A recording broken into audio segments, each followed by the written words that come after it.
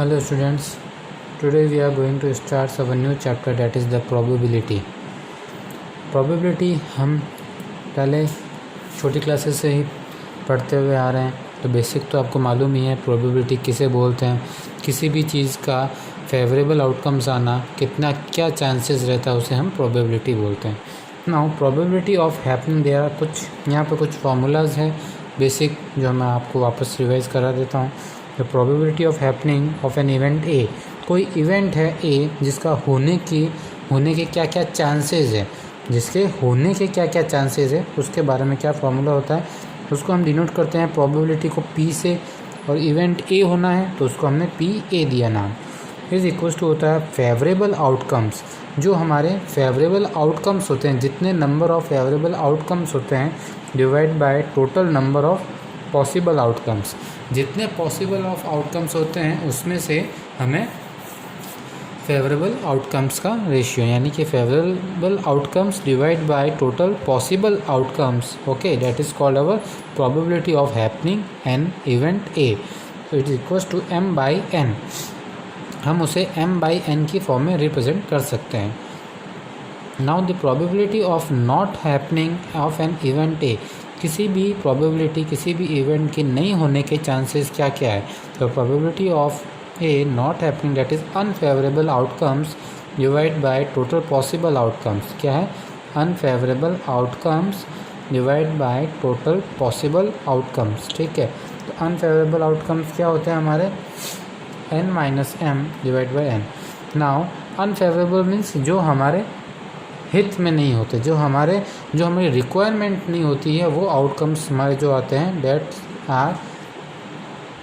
Are divided by the total possible outcomes. Okay, now जो हमने ये डिनोट किया है पी ब्रैकेट के अंदर ए बार मीन्स डिनोट करता है नॉट हैपनिंग्स, जो ऑकर नहीं हो सकते उतनी उसकी क्या प्रोबेबिलिटी है। तो that probability of P A bar is equal to होता है 1 minus probability of P A. 1 में से माइनस कर देते हैं पी ए, जो होने की प्रोबेबिलिटी है उसको माइनस कर देंगे तो हमारे पास वो प्रोबेबिलिटी आ जाती है जो नहीं होने के चांसेस है। Like if we add the probability of A, probability A plus probability A bar means जो होने के चांसेस हैं और जो नहीं होने के चांसेस है, उन दोनों को अगर हम ऐड कर देंगे तो हमारे पास क्या आ जाती है? वैल्यू 1 आ जाती है। Correct.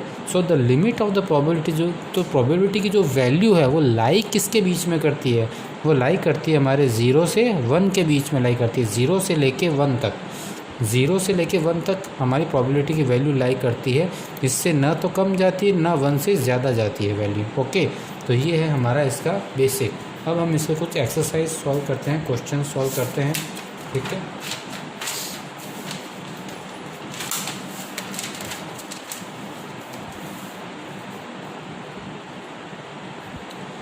now we do our question number first.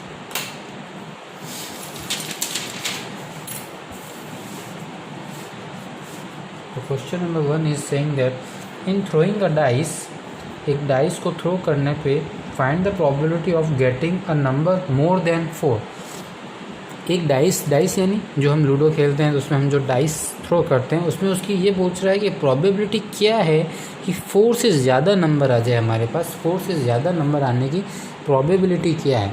सो इसका क्वेश्चन का सॉल्यूशन हम किस तरह से लिखेंगे वो मैं आपको बताता हूँ। When a dice is thrown once, the total